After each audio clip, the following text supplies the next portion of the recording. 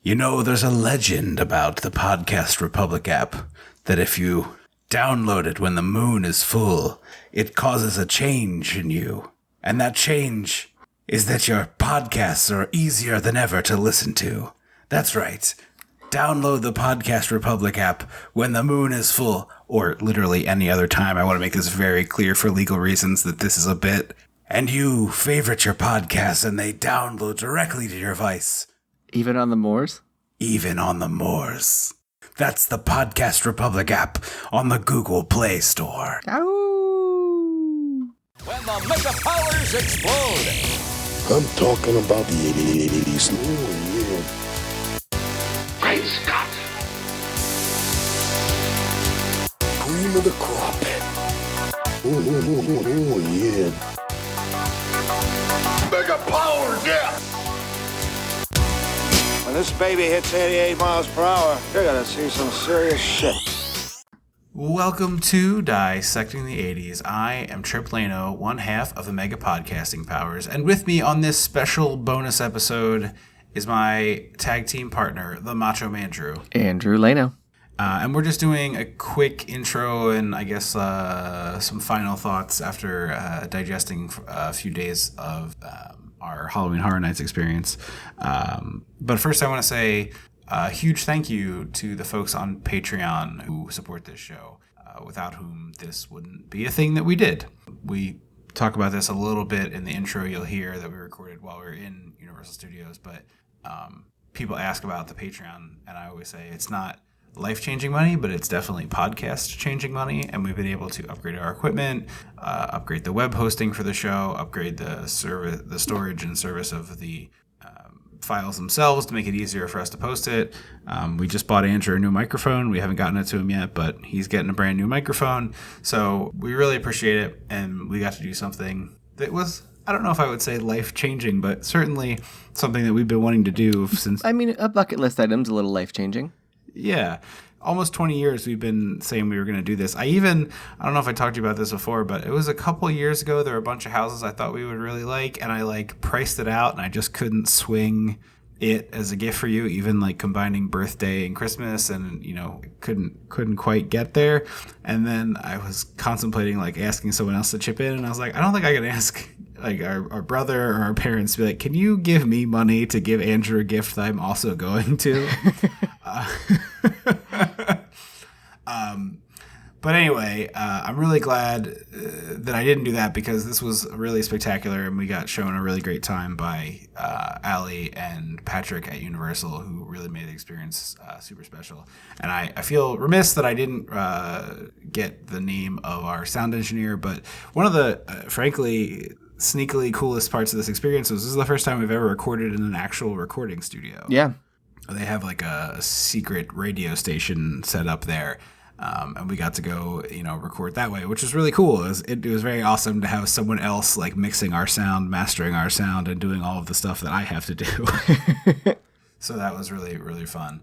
But as I was sitting, on the plane and coming back, and I don't know if you probably didn't do this because you probably had to sleep given your insane travel schedule.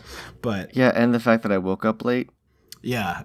So Andrew, we should tell people we both flew down Thursday morning.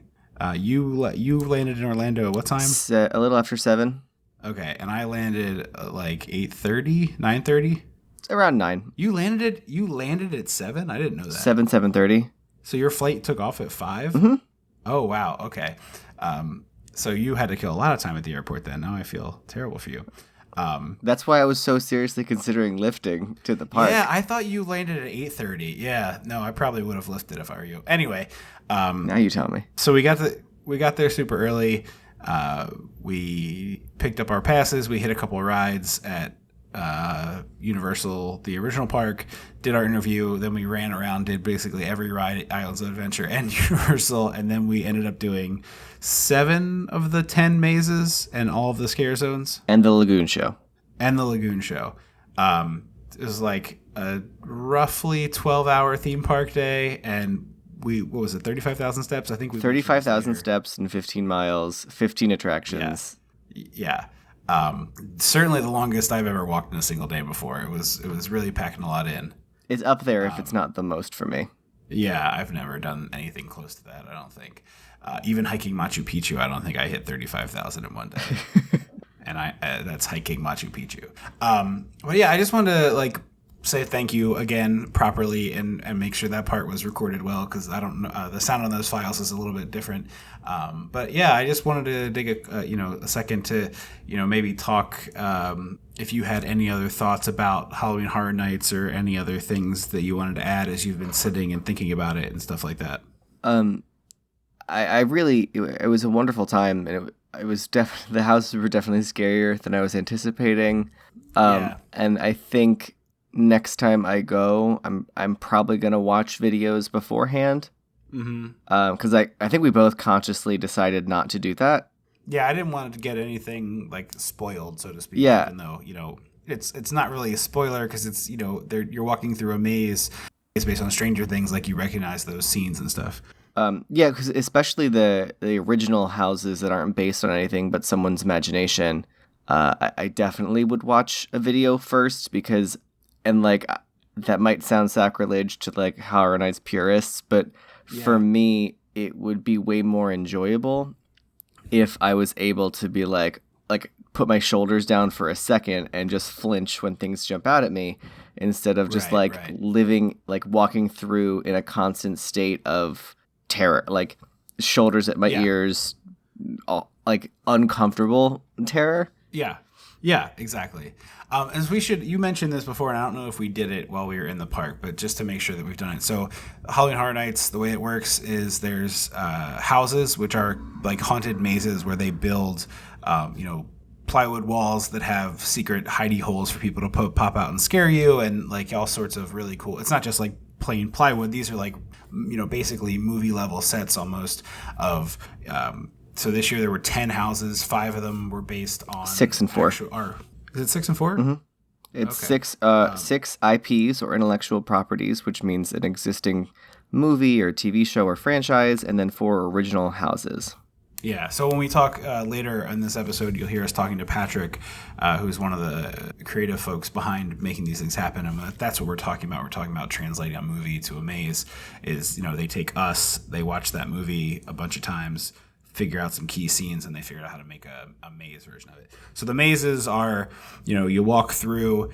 It's kind of like a conga line of people as the night goes on because the event's really popular. And I actually just saw today they added another night. Yeah, I saw that because too. of the popularity this year. And so basically and then the other thing they do is a scare zone, which is kind of open area. It's not as congested. It's more interactive, I find. Yeah, definitely. And the houses are kind of claustrophobic, which adds to the fear of it. So if you have a real problem with claustrophobia, this would not be a good event for you. But the scare zones are fun too. But one of the things that I thought was most fun was just being in the park. That's exactly what I said. Happening. Yeah. I almost, honestly, even if I had not done any of the houses and just kind of wandered around there at night, it was really interesting to be, one, it's especially early in the night, when we did our first 2 houses, we were so overwhelmed that we needed a break immediately because we're big, giant babies.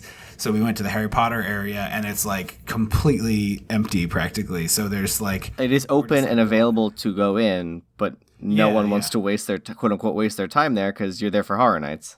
Right, exactly. So later on in the night, it got more full back in that area. But at the early part, it was just stone empty, and it was just awesome. We were wandering around Diagon Alley with, it felt like our own little area, which was awesome because that area was always kind of full of people. We also got to just kind of wandering and taking all the atmosphere. Even just for a while, there was one of the scare zones that you really liked that was called Vanity Ball. Thank you. I was like, is it glam? Something ball. But you really liked it. And it's not not really a thing. I 100% was like, oh, Andrew's going to love this. And it's just not in my wheelhouse as much. So I was like, I need to sit down. So I'm just going to sit on this bench. And just sitting and watching other people get startled and frightened was really amusing and fun. Yeah. And I should preface that I don't think Vanity Ball is particularly scary. I didn't get scared at all. But it was the aesthetic and the atmosphere and the costuming and the production design. I was like, I love everything about this. Yeah, it has a real drag queen vibe to it. Yeah. It's very reminiscent if anyone is familiar with the ball scene of the 80s where, voguing and houses came from. But yeah, it's interesting because I did these things a lot when I was in high school at the one that was I did not. to us. Yeah, and I really liked them then, although in hindsight now, I was scared then, but other people were having such bigger reactions that I was kind of laughing at everyone else's reactions, and it made it feel different than this time where it was just the two of us and both of us were out of our minds scared. So it was like I didn't get to laugh at anyone else's misfortune, which I guess is karmically, me getting my retribution.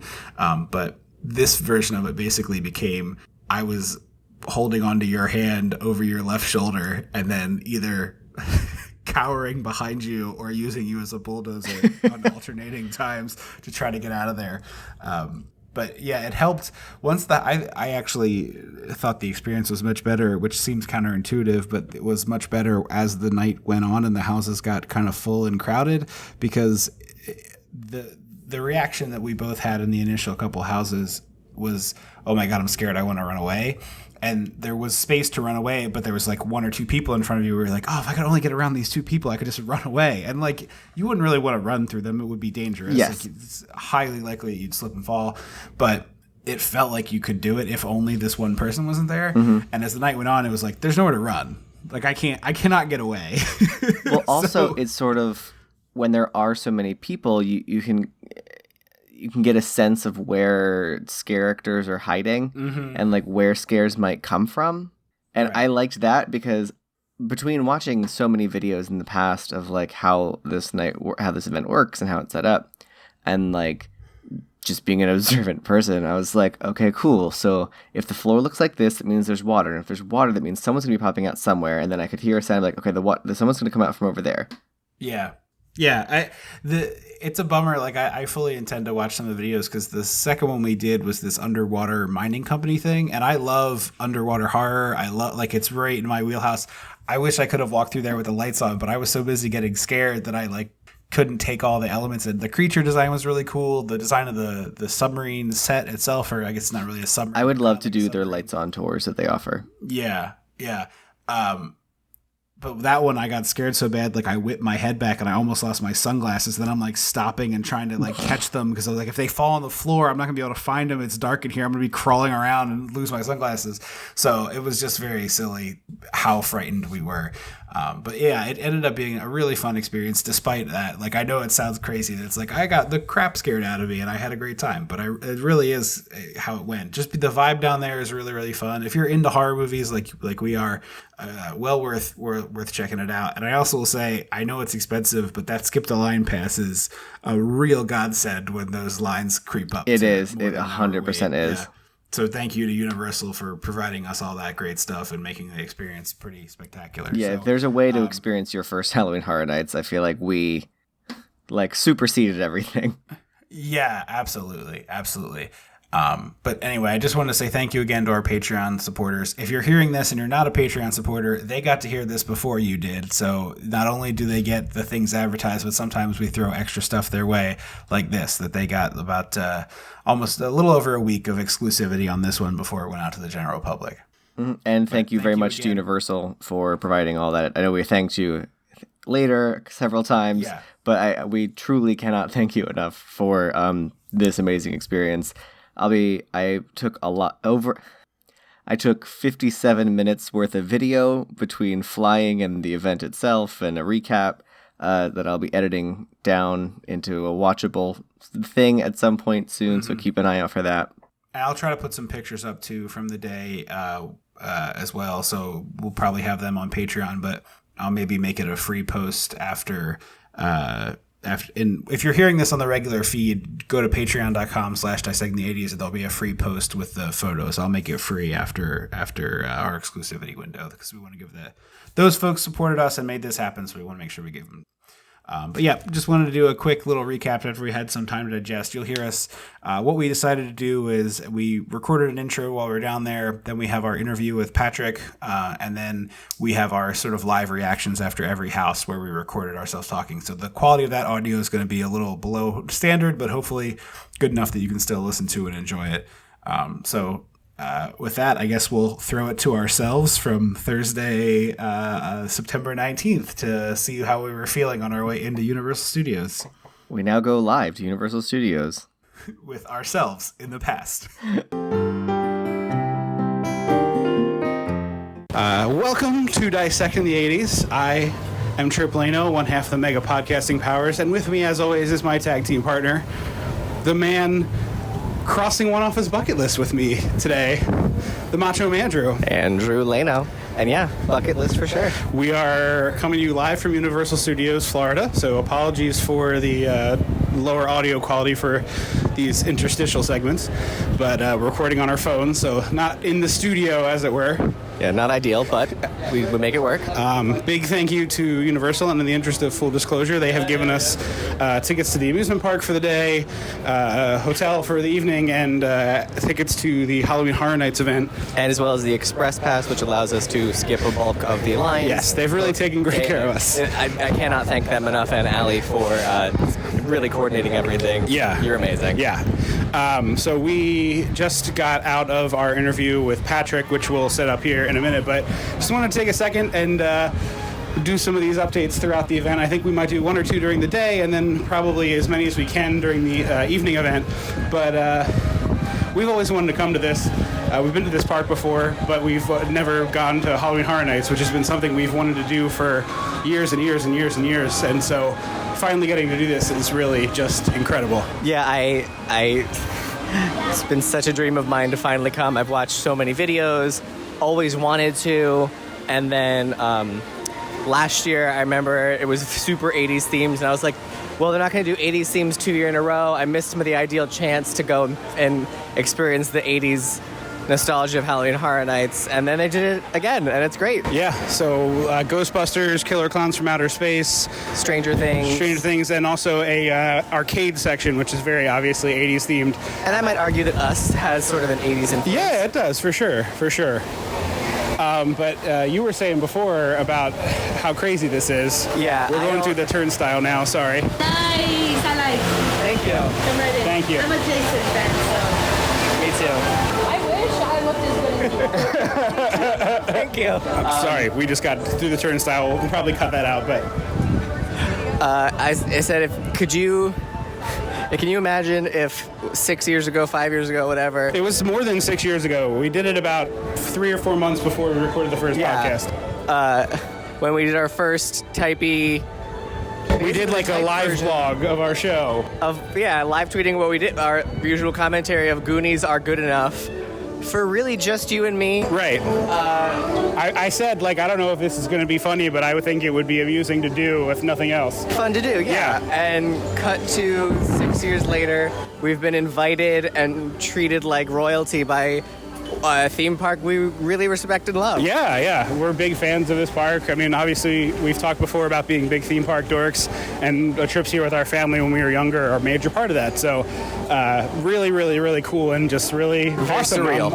I'm really super thrilled to get to do this with you finally. So, we'll be updating throughout, but right now, let's go to our interview with Patrick from the creative team behind Halloween Horror Nights. We good? We live? We rolling? Yeah. Okay, great. So we are thrilled to be doing this interview with the... I'm sorry, I had your title in my head and it just flew out as I sat down. It's okay. I'm a creative development show director. Okay. And we're going to be talking all about all the great stuff at Halloween Horror Nights. Mm-hmm. So let's start with how long you've been doing Halloween Horror Nights stuff. What was your, I'm assuming maybe you evolved into the role you have now. Give us your little quick Halloween Horror Nights history. Hi, everybody. I'm Patrick Braillard. I'm a creative development show director, and I have been since 2010 on the team as a permanent member. I actually started as a performer at in the park. At Fear Factor Live. Oh, cool. Making people eat bugs for a living. Oh, wow. Yep, and did that for a couple, 2 or 3 years, and then became a performance coordinator or captain for The Streets in 2007. Okay.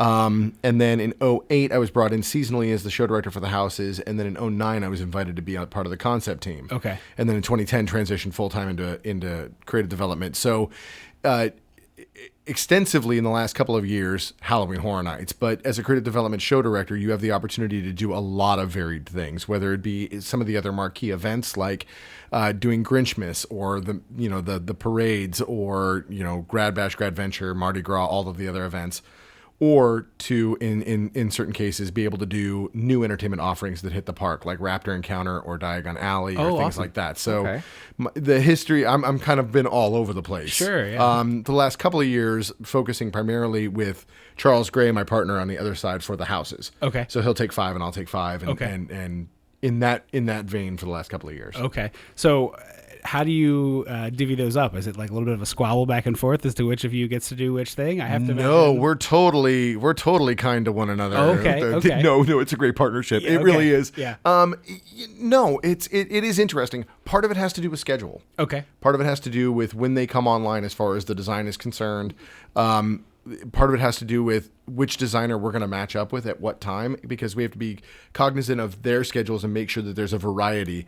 That way, the conversation is always evolving, and that there's freshness to that. It's not that you're going to lock in with one designer for the entire duration, because then you've got 5 houses that, albeit will be a different ilk and they'll be different IPs, they will definitely have a similar feel to them, and you don't want that. You want the conversation to mix up. Okay.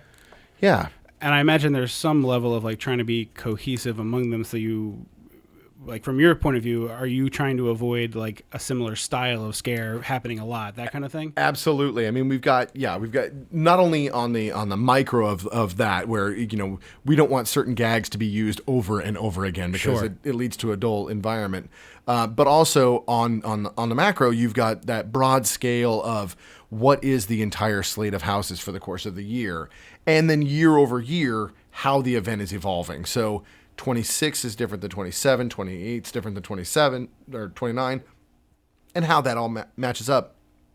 You want to look in concept of how that slate is going to look to a guest as they walk through, because what we don't want is 3 houses that are incredibly similar and then the guests walk out feeling as if there hasn't been a difference. We want it for either one of you, because horror is so subjective. You're going to get scared of something that you're not going to get scared about. Sure. Yeah. And you want that opportunity for you guys to be able to banter back and forth of, well, that house is really great. Yeah, but this house is actually my favorite. Okay. You want that opportunity for guests to have that feeling.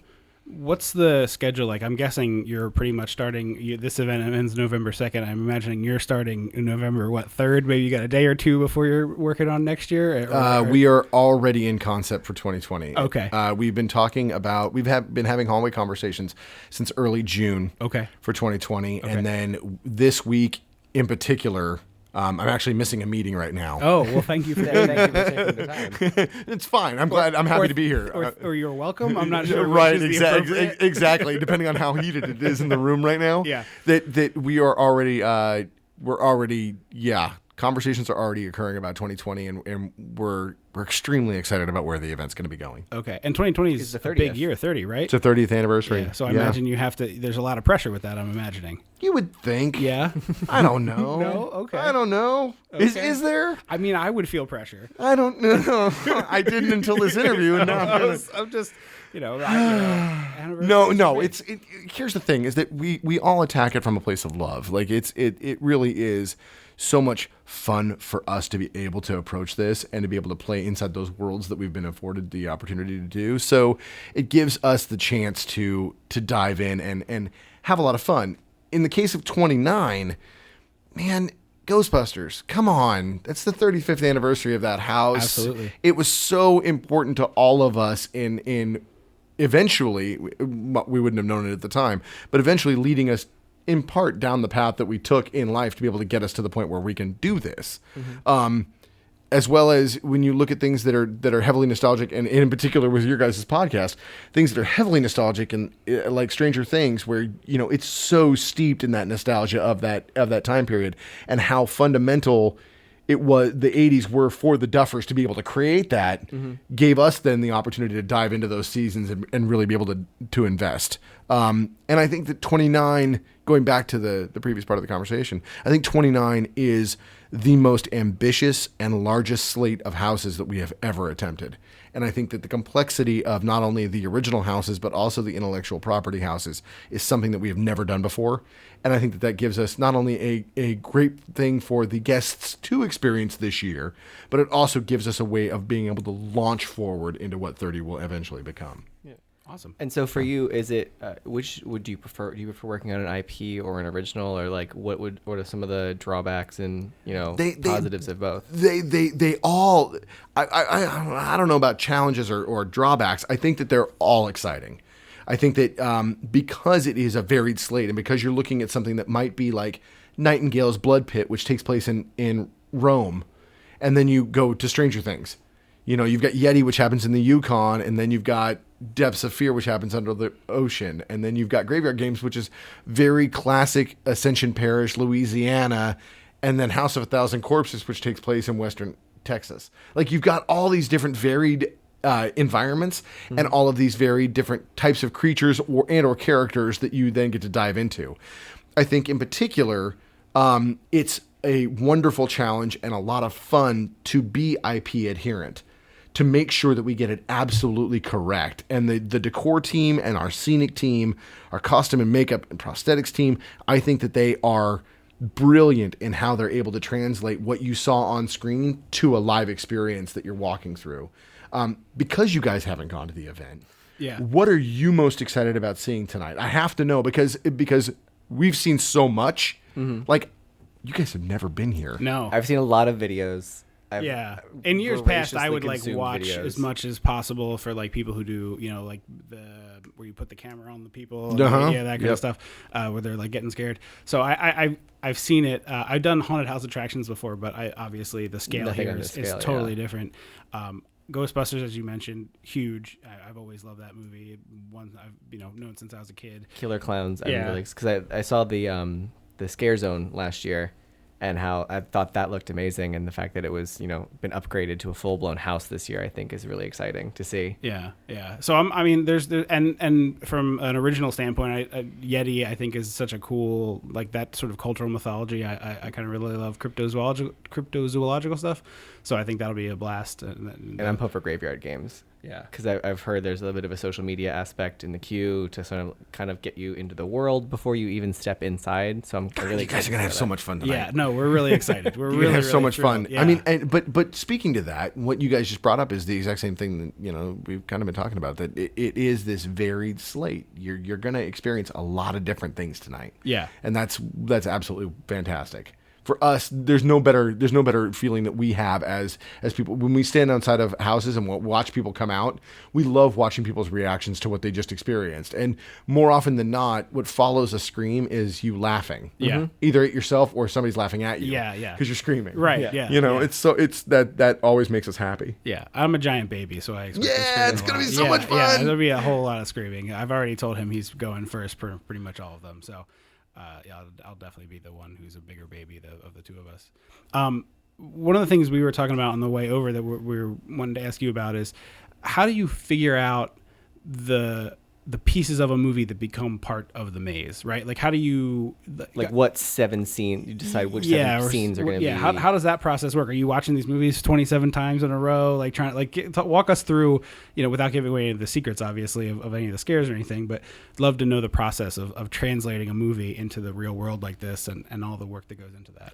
The amount of times that we watch these films and or television shows or whatever they might be, it's exhaustive. There's a lot of time spent to making sure that we are able to translate what we want to translate, and it's kind of strange. It's almost a muscle that you grow over time being on the concept team, where you start to watch horror movies and you almost can't turn it off. Sure. Yeah. You start watching, you're like, okay, that's a scene. Yeah. That's a scene. That's not a scene. That's not a scene. And what movies translate better or would be more challenging to translate. This year, we lucked out. There are so many different wonderful moments of every single one of these movies and television shows that we were able to choose from, that it was really a matter of how much can we fit in. In particular with Ghostbusters. I know that Charles, with the audio bed, he was dedicated to making sure that, yes, the trigger is going to be there, and you're going to get scared by a performer coming out or a creature coming out or whatever it might be. But then on the wind, immediately following that, you're going to hear other excess dialogue that you knew as a fan, or we knew as fans, we would want to hear in the experience. Right on. Yeah, so that's you awesome. so you may not have the opportunity to travel to certain places in the film because the house would be 2 hours long. Sure. But you will have that opportunity to feel as if you're like, oh no, they got it. They hopefully, if we've done our job, Yeah. they got everything. Okay. Yeah, hitting They all touched, the points. they hit on the really big points. We heard the dialogue that we wanted to hear. We saw the characters that we wanted to see, and then some little surprises that we may have Okay. as well. Yeah. Very cool. Because Ghostbusters it's not a museum piece. You're not going to walk through the film looking around going, "Oh, this is neat," but I'm not scared. Yeah. There are definite moments where we come after you. Okay. Yeah, I'm excited for that. So if Universal hands you a magic wand and says like whatever you pick, no matter who owns it, no matter anything, that's going to be a house in next year's event. What would you pick? Well, okay. Two things. One, I'm looking at the PR rep right now, so I'm very mindful about what I'm going to say about next year and the continuing years. But also, I'll We're say not that looking for you to spoil anything. I know. Yeah. I know. But we've been extremely fortunate over the last, I would say, 5 years in particular, 6 years, that we've been very fortunate to be able to land some of the biggest white whales in the history of horror as far as the genre is concerned. I mean, you talk about Exorcist and Shining and Poltergeist and Ghostbusters and these things that were so important to us as we grew, and not only as we grew up, but also as we grew in our love of the genre and what these films mean to us individually and personally. That you never know what we're going to do next. And I think that that's also part of the allure of this particular event.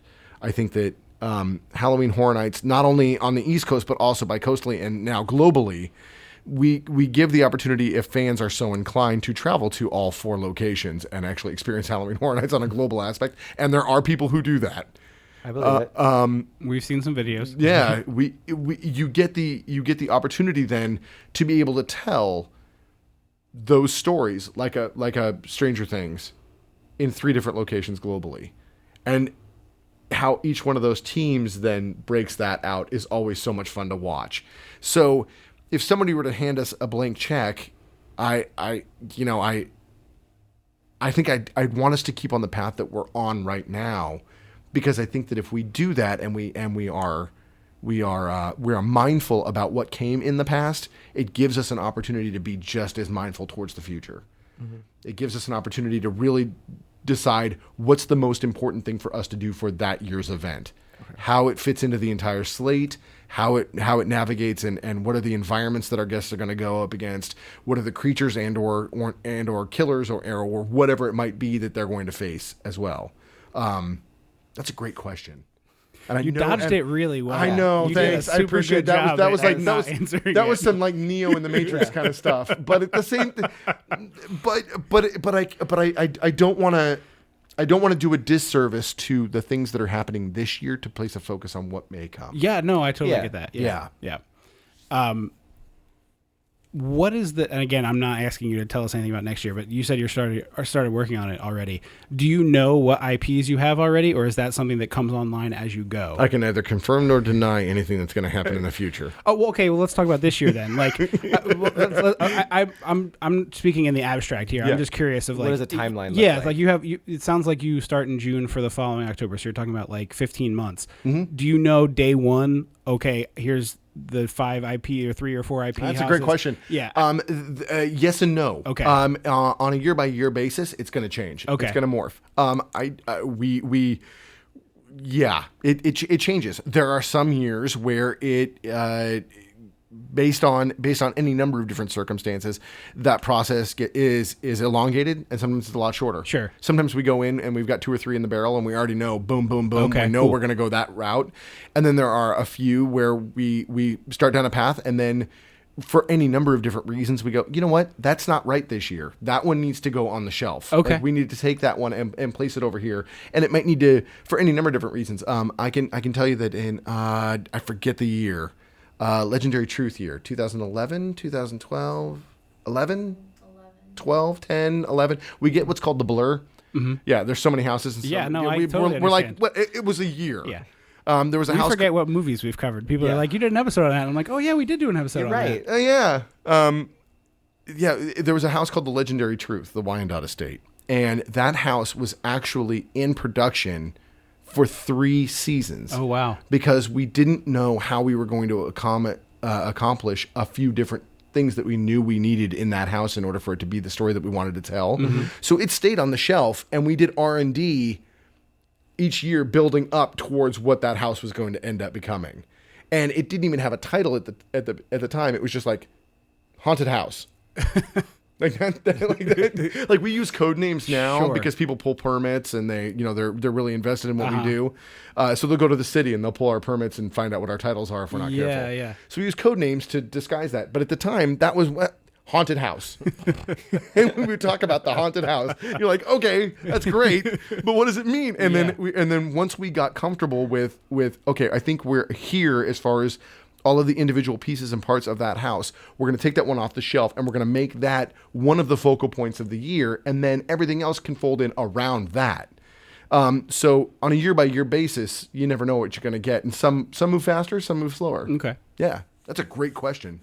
Yeah, I was always curious about that process because obviously with your original things that you're coming up with, you have all the time you want, right? You're writing the script, you're coming up with a story. I get you. Like you have binders of like, oh, these are ideas that popped in my head. And that's the thing. For original content houses, you can start day one and just start pressing forward with a list of ideas that you might throw up on a whiteboard. So, yeah, absolutely. Yeah. I know in the past you've utilized icons to sometimes tie the full event together. Like with Bloody Mary, every house sort of had fed into the story of her. And then, some years you didn't, and it sort of it seems to be like wavering out. Like, how do you decide when an icon is quote unquote necessary for a year and things like that? There have kind of been 3 different phases as far as the history of the event is concerned. For the first 10 years, you really had it all about, the original content. And then in the middle third, if we're going to talk about the 30-year history, in the middle third, it was all about the icon era. You had Jack and Caretaker and storyteller and director, and then later on you'd have Usher and Chance and things like that. And then we kind of moved into a phase where it's all about the thematic of the event, what wraps up the umbrella of everything. And that's not to say that, characters like Jack haven't come back and presented the 25th anniversary or things of that nature. But the idea of an icon means that we not only have the opportunity to be able to use them if we are a fixture in the 25th anniversary as Jack presents X, but also it could be just a matter of we want to live within that character's world. So in 26, Chance was the icon, but she also utilized so many other things that, she was more of an in-park play where it was, she had a scare zone and a house and she had moments in a show and then that was it. Like we had the opportunity to be able to utilize them as the fixture, the kind of the glue that brought them all together. And again, it speaks to the varied slate, whether or not that presents itself as something that we want to use. Yeah. So then that changes on a year-by-year basis as well. Makes sense. Yeah. Talk a little bit about the process of, I know Killer Clowns is a great example because this year it's a maze, last year it was a scare zone, and I know that's happened before. It's not the It's only happened a couple times, yeah. How does that happen? Where like the evolution, I'm assuming last year's scare zone must have been very popular, but beyond that, there's a different Was it idea set up in as mind. A tester? Like, do you ever have ideas where you're like, let's test it with a scare zone to build into a house, or is that organic? In the nature, it's pretty organic. In the nature, in reaction to the popularity of Trick or Treat as a scare zone or Killer Clowns as a scare zone, and then in the case of Yeti becoming a house where it was a single character at the end of a house last year, and the popularity of it. We really listened to the fans. We really gauged the guest reaction to those particular characters, or in the case of Killer Clowns and Trick or Treat, those properties. And then we re-invited them back and said, we really would like to blow this out. We want to dive into We really want to dive into Killer Clowns and develop it fully so that we go on the spaceship. You know, we want to see Clownzilla. Like we want to go to those. Yeah, and you will. Yeah, and it's awesome. Okay, Clownzilla is so cool. It's so walking in there for the first time and you're just like, we got him. He's so cool and he's huge. You know, having the opportunity to be able to do that gives us a chance as the creators to be able to listen to the guest reaction and really gauge what we want to do or where we want to carry the event on a year-by-year basis based on their reactions, which is something which is wonderful when you've got 29 years of history that we're still nimble enough to be able to react to those kinds of things.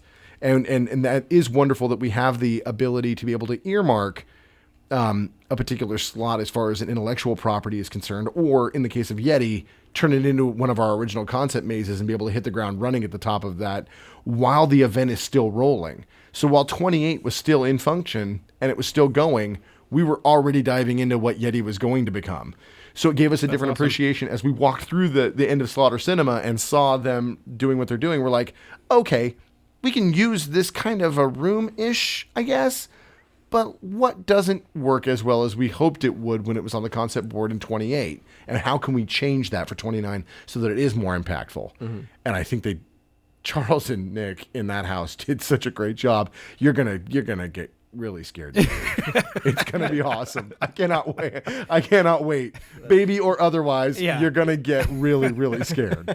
So is it also kind of like a focus group in that, like, when you have Killer Clowns, right, and there's a scare zone for it, is it like, oh, these parts of this scare zone were huge, we got to figure out how to make that part of the maze, or does that factor in at all as well? Of like, I'm the sure, translation. I'm sure that there are numbers somewhere on a board in a matrices that shows that it's a quadrant thing that does that. But a lot of it is just us just going, the fans really love it, and Killer Clowns is awesome. Let's put it in a house. Okay. Let's engage the IP and see if they're even willing to play again. Because we thought we did an okay job with the scare zone. Yeah.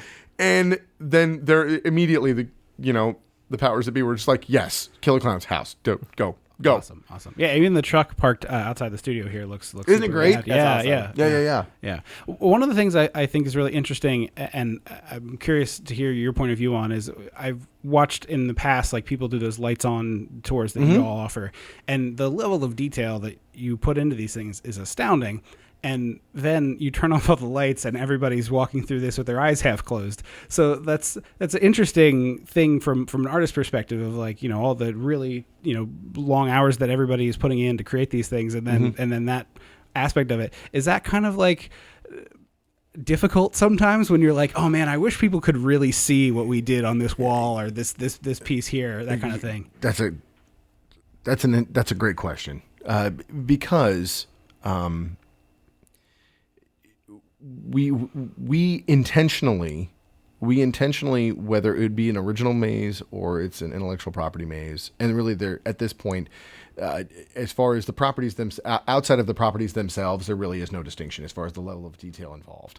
Early on in our history, there really was A houses and B houses. Okay. And really the focal point was on these houses, and then these were kind of just like, they're there, but and the evolution of the event has become such a point where on a complexity level, they're all equal. They all feel as if they're movie quality sets. And I hope that you guys get the opportunity to really, to not walk through necessarily with your eyes up close. Yeah.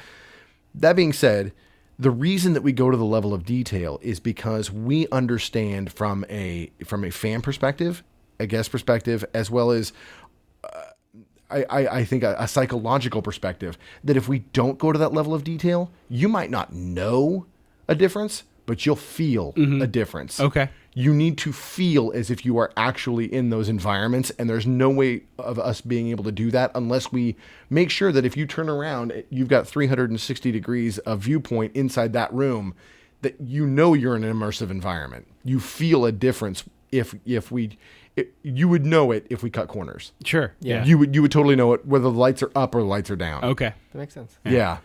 Cool. Did you have anything else on your list? I just want to make sure you get I didn't want to bogart all the time. What has been one of your maybe it's hard to pick one, like, top 3 favorite houses that you've worked on? Wow. I know it's hard to pick one, so you can give a couple. Let's see. 3 favorite houses in our past.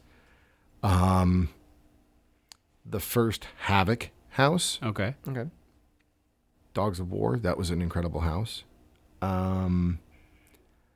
Scary Tales last year. I thought was a fantastic house. There's so many. Yeah, that is a big, tough question. And there's moments, right? There are moments that pop out, like the facade of Poltergeist last year, or the hedge maze inside The Shining, or just seeing Reagan from The Exorcist. Like just and I guess those are the moments that I would point to instead of what's a favorite house. Is it's moments of when we get the opportunity to see things as opposed to as a regular guest walking through the maze. Like the first time you walk into a house, and it happens every year. Charles and I do it intentionally together. We go to the house. Once they start swinging hammers and it's just plywood and there's nothing else in the house, and you step in for the very first time and you see the plywood, it's automatically exciting, but at the same time, it's automatically humbling because we're like, wow. Oh, the event's beginning again. Sure. Oh, they bought it. Oh, suckers. But it's also it is extremely humbling that you know we've been afforded the opportunity to be a part of that legacy again, and so each year is going to present its own favorites. At the end of the year, if you asked me, at the end of the night, I'm going to have a different favorite every single day of the event. Sure. Yeah. Because it just depends on how the casts are reacting, what's been going on. In a large way, we get paid to see the scars where nobody else gets to see them. Mm-hmm. And that's a good thing because if we have the opportunity to try to fix as much stuff as we possibly can for the benefit of the guests, then by the time you guys get to come see it, it should be a fully realized, wonderful thing. And I'm really excited for what you guys are going to go through. Oh yeah, we're super pumped. We've been talking about it for weeks now. So I cannot wait to see the reaction. Yeah, it'll be fun. Like I said, a lot of big baby screaming. I'm super excited. Yeah, definitely. Well, thank you so much for taking the time to chat with us. This has been really cool. We really appreciate it. So thank you, Patrick, and thank you, Allie, for bringing us down here. This is really appreciated. Thank you so much. Thanks so much, guys. Happy Halloween. Thank you. Happy Halloween. So we just did our first maze, the Universal Monsters one. It was really long and really terrifying. Which doesn't bode well because Stranger Things, that was an average kind of length house. Stranger Things is supposed to be the longest house with 14 rooms. I didn't count rooms in there, but it felt like 100,000. Yeah, I kept being like, oh, it's got to be almost over. It's got to be almost over. We've hit, Dracula, the Wolfman, the Mummy. And then I was like, oh, no, here's the scene with the Hunchback of the Phantom of the Opera and the Hunchback of Notre Dame. Well, Phantom does count. Phantom totally counts. I'm not saying it doesn't count. I just forgot about him. Well, you know who was missing? Bride of Frankenstein. She was there at the end. She got me twice. Oh, I missed her completely. She did it in my ear, and I almost peed myself. I must have head down, shoulder forward, theme park walked because I did not see her. The big room where Frankie was walking around, she was in the. With the guy on the table? Yes. Oh, totally missed. He was and then she was in the corner. Anyway, that was our first house. I'm already eliminating some from the rotation because I'm a big baby. We'll see what I do alone, or if I'll find some friends. So we just finished Depths of Fear, which is an original idea about an underwater mining operation that gets attacked by fish monsters. I think the idea is they awaken some kind of evil that infects them all, or something like that. All right, that seems about right based on what we just experienced. You can hear chainsaws in the background of Scare Zone going. I am exhausted from screaming. And I think I'm actively making this experience worse for Andrew since he's been going first, and I've just been ripping on his left shoulder, screaming the whole time. It's pretty bad, but doable. My issue is that when I get scared, I want to move fast and get through it, and there's slow people in front of us, so we're in a long conga line, and I almost rabbit punched an older man because I wanted to move faster, and he was taking his sweet ass time shuffling through. Yeah, it's really rough. You're instinct is to run, and there's nowhere to run. So I did Eastern State Penitentiary, and when I got frightened, I just started moving very quickly. So, they still scared you, but I was like running by them. And this time I'm just standing next to a monster that just keeps coming into my ear. Yeah, because when you get stuck, you're kind of like, oh, well, I'm here now, and I have to wait, and I'm next to a boo hole. Because that's me. I am like a fucking hawk.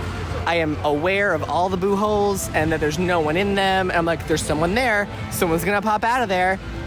And then they still kind of get me. Yeah, I keep getting got by people that I can see, which is a crazy thing. Well, so I learned recently, a podcast, Dead Meat Podcast, did an episode about jump scares specifically. And the science behind it is that the visual is not what scares you, it's the audio, which is why loud sounds what gets you, like even if it's like an innocuous sound, like a bus passing by can scare you in a movie. Because so like even knowing someone's there doesn't really save you, because they're still gonna hit their activate button and it's still gonna make a loud sound and you're still gonna get got. Right, they use loud pops of sound in this, which really make you jolt. Yeah, each little hidey hole has a button for them that they can slam on that activates the lights and the sound, and then they pop out.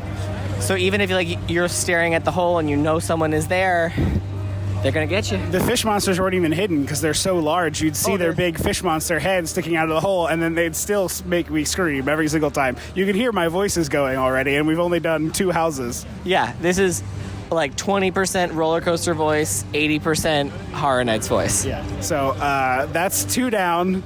I don't know how many more I'm going to do. It should be 8 more, but I'm not sure I'm going to do 8 more. I think Andrew's about to go do House of 1,000 Corpses by himself. I don't know that I'm going to do that right now by myself. Okay. All right. Well, we're going to figure out what's next. So we are in the basically empty Diagon Alley, right? Yeah. No. Yes. Yeah. So everybody is out doing all the scare zones. So we're taking a little break. Shut up, Heather and Heather. We just walked out of Stranger Things. It was so far most we've only done 3 houses. That was the most doable and most enjoyable. Like if I went through a second time, we went the wrong way. That one had like all scenes you recognize from the show, so you kind of knew what to expect as well, which I thought helped. Yeah, for sure. You definitely could. That is one I would like to have done a second time, because now that I know what to expect. Because I purposely didn't watch any videos. Yeah, I didn't watch anything either. And honestly, I'm regretting that decision, because I feel like I would be able to absorb, like, I don't know, I would be able to enjoy it more if my brain was like, had some idea of what was next. We're crossing over with the people exiting Ghostbusters, and they look like they're having a great time, so I'm looking forward to that. I did not hear Neverending Story. As we walked into the maze, as we walked into the line, we heard Neverending Story coming out of the exit. That's because we ran out of the last room where it started. Oh, maybe. But there was no Susie dancing. There was a person behind a door, and we knew they were there, and we were just like, go, go, go. No, I wanted a Susie in her nightgown dancing in her room with her ham radio, because that's what I deserved after finishing that maze. Yeah, that was very long. That felt longer than the... Very enjoyable, though. Yeah, no, totally. It wasn't horrifyingly scary. I got some jumps, like I knew what to expect. I liked it. Yeah, that would be my favorite thus far, because I'm a big giant wimp, and that was the least scary. Yeah, for sure. Although with plenty of jumping out at you. Yes. So we just walked out of Yeti. Yeah, just got out of Yeti. Terror of the Yukon. A lot of big scares. Yeah. A lot of very large costumes of Yetis. At all. No. The giant Yeti costumes. At one point, you're like walking through a like icy cavern, and they reach down from above, and I just dropped. I couldn't handle it. He literally crawled out of there. It was crazy. I dropped into a squat and then was like, I'm safe down here because you're up there. And it was crazy because there was one standing up high that got people, and then as we were looking there, the arm came swooping down and we couldn't see that person. Yeah, they did a bait and switch. Yeah. You could see someone and then another one got you.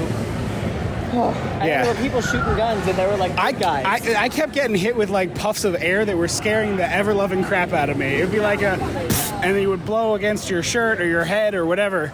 Yeah. Man, that was creepy. One guy got gutted and it sprayed water. Yes. And a team member warned us about that. Yes. What's a lovely young woman at the Jurassic Park ride was like, oh, Yeti got me real good because they squirted water on me. Yes. And then we forgot. Yep. And there was another point where that guy like puppeted a guy. He like stuck his arm through his chest. He punched through him, which was great. So, I mean, the effect was awesome, but it also sprayed us. And I was like, I just don't need to be wet with what my brain thinks is blood right now.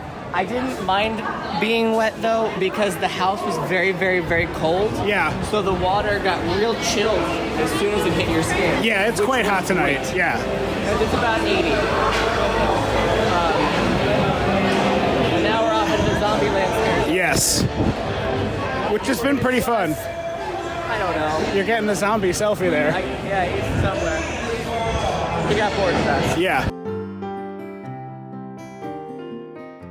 Just got done with Killer Clowns from Outer Space,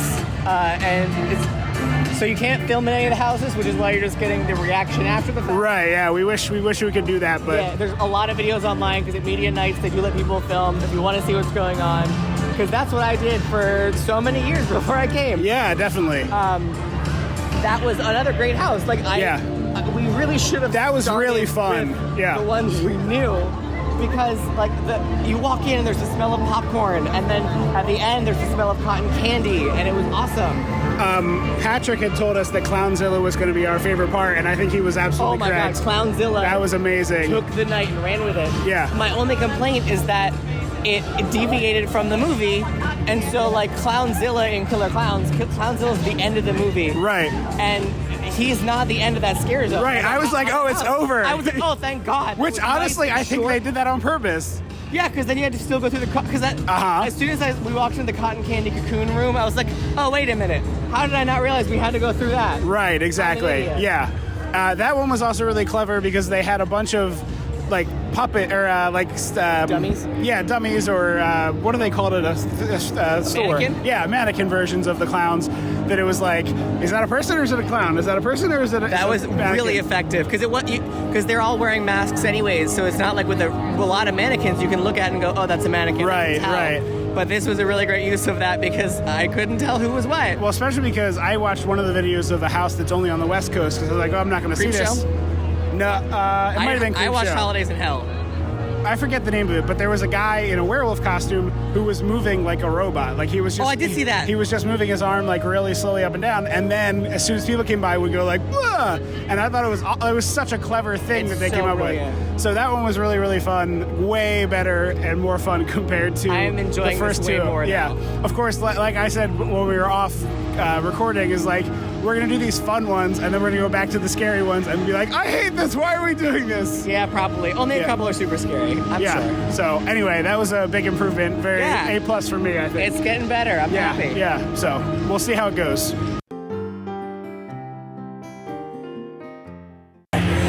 So good. And like again, I wish I could go through it a second time because now I would be so scared because my brain knows has an idea of what's coming. Like we saw the movie. I loved the movie, and I was curious how well it would translate to a house. And it translated really well. I thought it was a great house. We got to see Elizabeth Moss's character, so many doppelgangers, and it ended with 2 long lines of red jumpsuit people holding hands. They were all mannequins with real people interspersed throughout, so you didn't know who was real and who wasn't. And it was dark, and that creepy anthem was playing, and I tripped and pushed me all the way. I basically just pushed him like he was a bulldozer blade and I was the bulldozer. Yeah, you know what? Disappointed I did not hear 5 on it. Well, yeah, they didn't play the real version. They just played the slowed down version. But I wanted the 5 on it remix because I like that. They did do the cue of "fuck the police," which I thought was good. Yeah, they totally did. They had the Ophelia of "fuck the police." Yeah. So yeah, I missed the 2 songs. Oh my God, look at Anarcade. Oh man, that looks really cool. Sorry, I'm happy with Anarcade looks right now.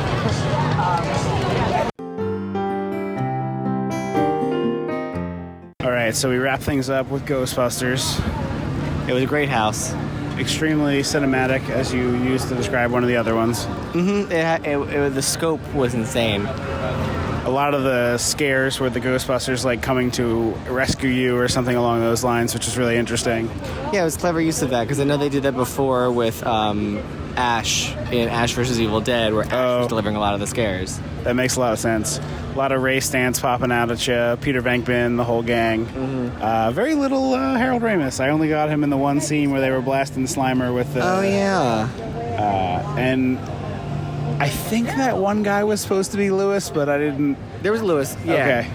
Because he's at the key holder. Yeah. I needed him wearing that helmet. That was what I was... The one criticism I have. I would like to have seen him wearing the helmet. Yeah. Janine took the show. They had a live-action Janine with a microphone. Because often in these houses, everything's just pre-recorded and they're lip-syncing. But this was a live actress with a mic and was answering phone calls and, like, kind of chit-chatting with the guests. Yeah, she was really great. Definitely not Bill Murray's voice. No? No. A decent sound alike, but definitely not Bill Murray. The Slimer puppets were awesome. They were very scary. Well, because I didn't know what was going to end up being a puppet because they did a lot of screen work. Yeah. In the beginning. And the Gozer dogs were really cool. Yeah. A lot of those. I enjoyed like walking slowly past that as it was snarling at me and getting good eyeful. Yeah, that was great. So let's do quickly, what did you think was the scariest house we did tonight? Scariest probably would have been Universal Monsters. Yeah, the most. That was the one I think too.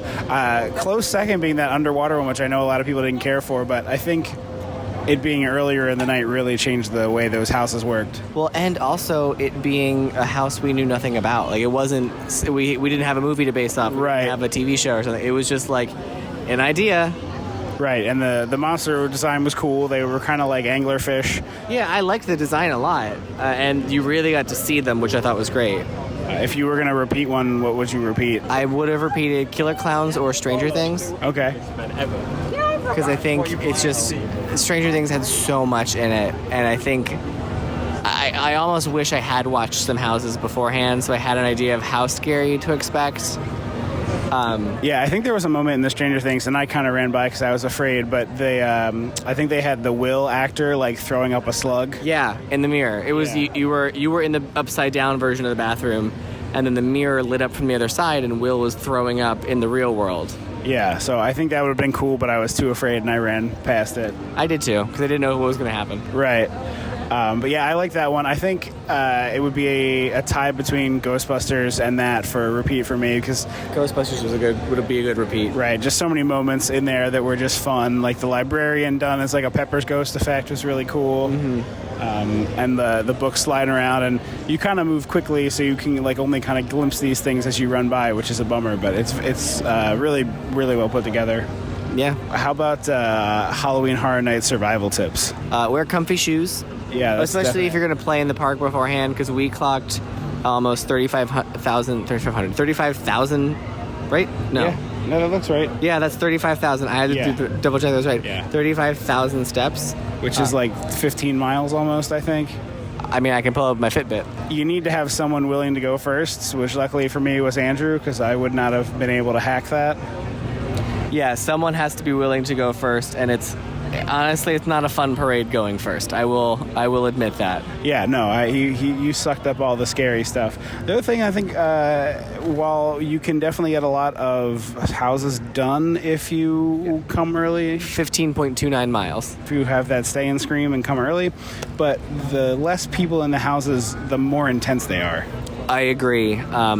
But also then with more people, you run the risk of it being a very slow-moving line. You're kind of conga-ing through.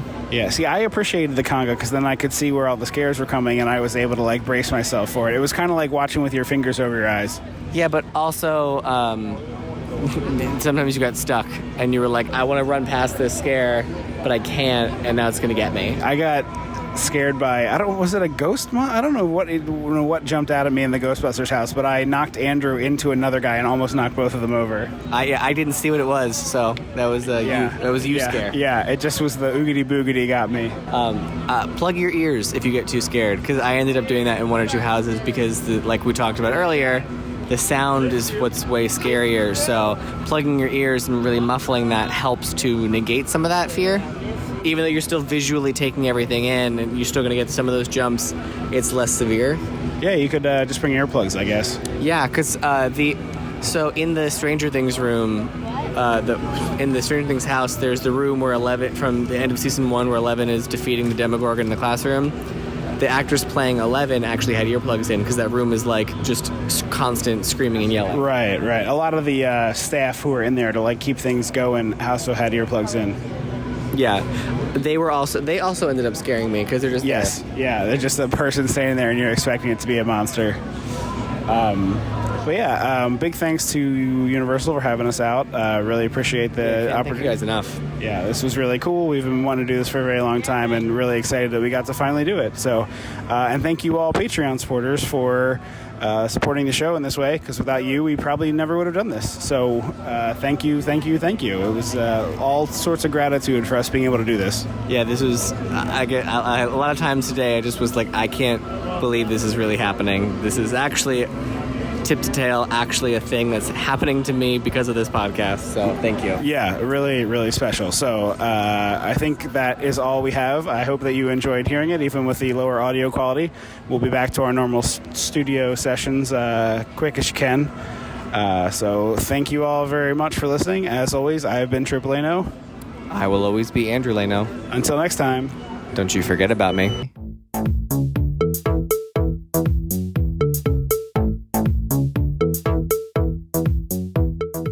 Dissecting the 80s is a Chum Some of This production.